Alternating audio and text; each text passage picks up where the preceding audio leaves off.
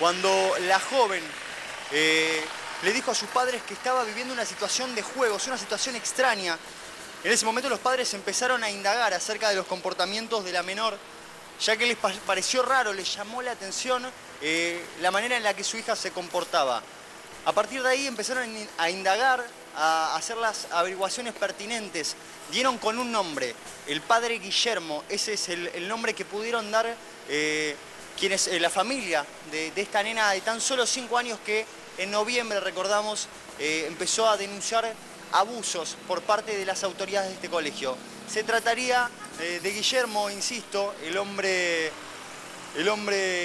que sería el autor, el perpetrador de este crimen, de este suceso tan trágico para una comunidad religiosa de aquí del barrio de Morón. La actitud que se tomó a partir de ese momento fue lo que se suele hacer, por lo menos el protocolo del Vaticano en esos casos, que es separar a este miembro de la comunidad religiosa del colegio Monseñor Solari, de este colegio. Lo separaron, pero los padres nos decían fuera de cámara y con un poco de temor, por eso no pudimos hablar con ellos en pantalla, porque tienen miedo de las represalias para también con sus propios hijos. A partir de ese suceso trágico que se dio el año pasado, fue que también los padres empezaron a tener dudas e indagar con respecto a sus propios hijos y preguntarles si ellos habían vivido episodios de este tipo. Lo que se denuncia es que este hombre, Guillermo, este cura de nacionalidad colombiana, sería quien rondaría por los pasillos del primario sin acompañamiento de un docente, como es lo que se estila en estas comunidades religiosas escolares. Y eso fue lo que empezó a traer dudas, como un hombre que no tenía por qué estar en lugares determinados tenía contacto con los menores. Eso le llamó mucho la atención, no solo a los padres de esta nena, sino a toda la comunidad de este colegio que no sabían cómo reaccionar. De hecho, en estos momentos se lleva a cabo adentro del colegio Monseñor Solari una reunión de padres. Imaginamos que entre el debate típico que se da en las escuelas también van a hablar acerca de la situación del arzobispado, de quienes se encargan de impartir las enseñanzas religiosas en este colegio, porque es una complicación realmente que a los padres atemoriza, y hablaban off the record aquí fuera de cámara, y nos decían, nos da mucho miedo que mi hijo sea una futura víctima. Todos están al tanto de lo que ocurrió y todos tienen mucho miedo, así que esperamos que a la salida alguno de los padres nos hable y nos cuente qué ocurrió finalmente en esa conversación con los directivos para ver si van a separar a los miembros de la comunidad religiosa que pudieran o no ser potenciales victimarios de abuso de menores. Sí, Ignacio, seguís en Morón, pero estamos en comunicación con Guillermo Iracheta, que es abogado de la familia de esta nena abusada. Doctor, ¿nos escucha? Sí, ¿qué tal? Buenas tardes. Buenas tardes. Bueno, ¿cómo sigue esta causa? En principio me llamó la atención esto del protocolo. ¿Hay un protocolo del Vaticano para casos de abuso? Mira, yo la verdad lo desconozco. Yo no sé si hay un protocolo o no hay un protocolo, o no conozco que exista eso. Sí, recién hablaban y explicaba que los padres tienen miedo. Y te quiero contar. Cuando se hizo la denuncia por abuso, obviamente no es una decisión fácil de los padres dar este salto, porque por un lado tapar la verdad y por otro lado defender a la hija. Sí dejaron de mandarla al colegio, porque entendían que lo que correspondía era que no vaya a la escuela. Y la escuela, porque faltó 2 días, le mandó un experto documento, donde la intimaban a que justifique esa inasistencia de 48 horas bajo apercibimiento de denunciarlos por deserción escolar. 2 días. Faltó 2 días. 2 días de deserción escolar es un absurdo. Curiosamente, cuando en la radio pasillo de la escuela se hablaba de que esta gente había escuchado de bocas de las nenas que el padre la había abusado. El padre me refiero al cura, ¿no? Al cura, sí. Doctor, hoy por hoy, ¿cuál es la carátula de este hecho? La carátula de este hecho hoy por hoy es investigación de ilícitos, porque también tenemos que ser francos. Sí. Son delitos muy difíciles de probar, son muy difíciles de acreditar, y está todo en manos de la justicia.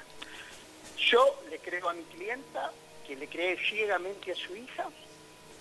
Tenemos un audio, porque la nena lo contaba 7, 8 veces por día, los hechos que le hacía el padre, quien nos narra cómo estaba vestido, nos decía que llevaba una pollera larga, y la verdad la historia es conmovedora.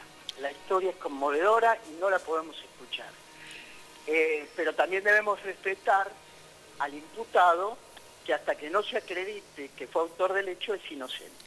Doctor, Sí nos llama la atención sí. que venga de Colombia, que venga de Corrientes y que siga pasando por escuelas. Eso nos llama la atención. Generalmente los religiosos se quedan mucho tiempo en cada labor y viene pasando. Y eso nos llama la atención. En el marco de lo que se pueda contar, ¿qué decían esos audios? ¿Cómo le contaba esta nena de 4 años a su papá? Mirá, ¿Qué le hacía a este hombre? Prefiero no contarlo. Prefiero no contarlo. Y ante Prefiero no contarlo. usted... Sí, bueno, sí. Dígame de ese compromiso. Sí, el hecho Es un hecho aberrante. el hecho de no querer contar, digamos, habla de algo evidentemente grave, pero hubo acceso carnal. Te pido que no me... A ver, prefiero no contarlo, es un hecho aberrante. Sí. El mínimo tocamiento Sí, claro. ya es muy Sí. grave. Exacto. Quedémonos Sí, con obviamente. un tocamiento y vamos a estar todos contentos. Doctor, ¿y se sabe si había otros nenes también que sufrieron estos abusos? Mira, me dicen los padres, obviamente yo no te lo puedo asegurar, que hay padres que se interiorizaron de esto y preguntaron mucho. La verdad, yo te cuento lo que me cuenta mi cliente. Mi cliente no se anima a hacer la denuncia, va y viene muchas veces porque tiene muchas dudas de qué es lo correcto. Porque exponer a la hija él no la quiere exponer, Sí, pero tampoco quiere que esto quede impune. obviamente. Entonces, cuando los otros padres preguntan, él se siente en la misma situación que los otros padres. Como que estos padres no saben qué hacer. De hecho, me dicen que hay un chico que también lo sacaron de la escuela, sin ton ni son, lo sacaron de la escuela. Por lo cual sospechamos que algo de esto hay y que evidentemente esta gente no se anima a pegar semejante salto que es hacer la denuncia. Ahora, Doctor, no- yo le quería hacer una pregunta. La denuncia está hecha. ¿Se realizó la cámara Gesell a la criatura? No, no. La denuncia está hecha, la Fiscalía sí actuó rápidamente en primer momento, envió a la menor a hacerse una pericia física al hospital, Sí. que se le hicieron en el Hospital Posadas, y inclusive gente de la Fiscalía, tengo entendido, porque no tuve acceso a ello, se constituyó en el colegio. Después la enviaron al cuerpo técnico de Morón para que un psicólogo entreviste a la nena a fin de determinar si la nena tiene características fabuladoras o dice la verdad. Un profesional que hable un par de veces con un nene de 4 años va a saber si la nena miente, está inducida o está fabulando. Esa pericia, por suerte, ya nos la fijaron. Tenemos fecha para el 5, 6 y 7 de junio. Ah, bien, bien. ¿Y está recibiendo alguna asistencia interdisciplinaria? ¿Y también se siguieron las recomendaciones del Vaticano para estos casos de abuso sexual por parte de un miembro eclesiástico? A ver, dicen que existe un protocolo. La familia no tiene contacto. En su momento creo que fue recibido por gente del obispado, pero hoy no tiene contacto con nadie de la iglesia y no tiene ninguna asistencia de parte de nadie. Obviamente la nena está con tratamiento psicológico por responsabilidad de los padres, con un psicólogo personal contratado por ellos. Desde el punto de vista oficial, absolutamente nada. Doctor, ¿los distintos abusos se daban en presencia de otros niños? Porque generalmente, a ver, cuando estos alumnos, cuando van a donde sea, o a misa, o a otro sector que no sea el aula donde pertenecen, la salita de 4 años, tienen que ir acompañados por su maestra. ¿Esto era presente delante de la maestra? Según tenemos entendido, la maestra no fue acusada absolutamente de nada. La maestra no fue acusada absolutamente de nada, pero fue desplazada del cargo. Fue desplazada del cargo. Fue desplazada del cargo, según tenemos entendido. Porque todo esto nosotros nos manejamos con versiones extraoficial. Versión oficial no tenemos ninguna. Tenemos entendido que fue desplazada del cargo. no sé qué más te puedo decir. ¿Y eso, ¿Qué actitud tomó la escuela? ¿Cuál fue la actitud? ¿Aportó datos? ¿Trató de ocultar? ¿Cómo fue la reacción? Envió una carta documento al padre diciéndole que lo iban a denunciar por... envió una carta documento al padre diciéndole que lo iban a denunciar por deserción escolar de la hija porque hacía 48 horas que no la llevaba. Y se cubrió con la carta documento. El colegio se cubrió con la carta documento. Es evidente. Claro, sí, claro. Sí. Doctor, ¿qué le sugiere que haya sido desplazada la docente? A ver, yo no puedo acusar a nadie, ni siquiera al padre Guillermo, de que haya sido autor de ningún delito. Y contrariamente, la versión que tengo de la docente es brillante. Todo lo contrario, nadie apunta a la docente. Los padres la dejan afuera de esto. Ignoro por qué la desplazaron. Doctor Iracheta, le agradecemos por esta comunicación con Crónica Televisión. Gracias. Gracias, a sus órdenes por cualquier cosa. Gracias. Y bueno, la confirmación de que cuando se trata de delitos sexuales, esto excede cualquier cuestión de social, de pobreza, riqueza, se da como en distintos ámbitos, más allá de consumo de sustancias, intervienen realmente otros factores. Más allá de cuando se intervienen con criaturas. Hay que tener mucho cuidado. Por supuesto. Y además por parte de una persona, de un sacerdote, o sea, una persona que pertenece al clero. Eso realmente es repudiable.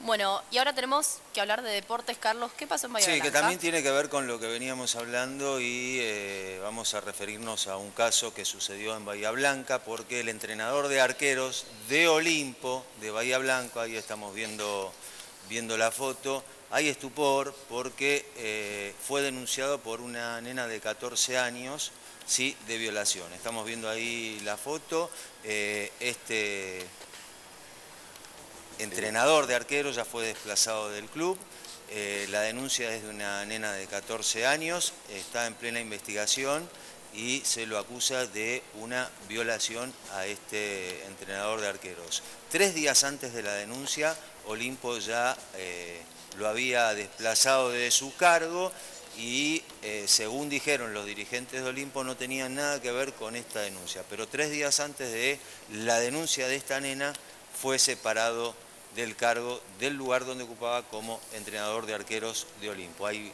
estupor, hay una situación de angustia obviamente y de tristeza, pero obviamente de esto de comprobarse la que más sufrió fue esta nena de 14 años. Nueva reunión de los gremios docentes con el gobierno. ¿Qué pasó, Luis Autalán? Bueno, se diría futbolísticamente, lo diría Carlos Estrorque con mayor altura, que hablando en pos del deporte pasión, no se jugaba por los puntos, no se jugaba por plata hoy. ¿Qué se discutía? La mesa técnica. No hay que minimizarla porque así se discuten cuestiones muy importantes y a prestarle atención porque pueden ser tomadas en la estrategia de ambos sectores, el Estado provincial y los docentes. ¿Qué se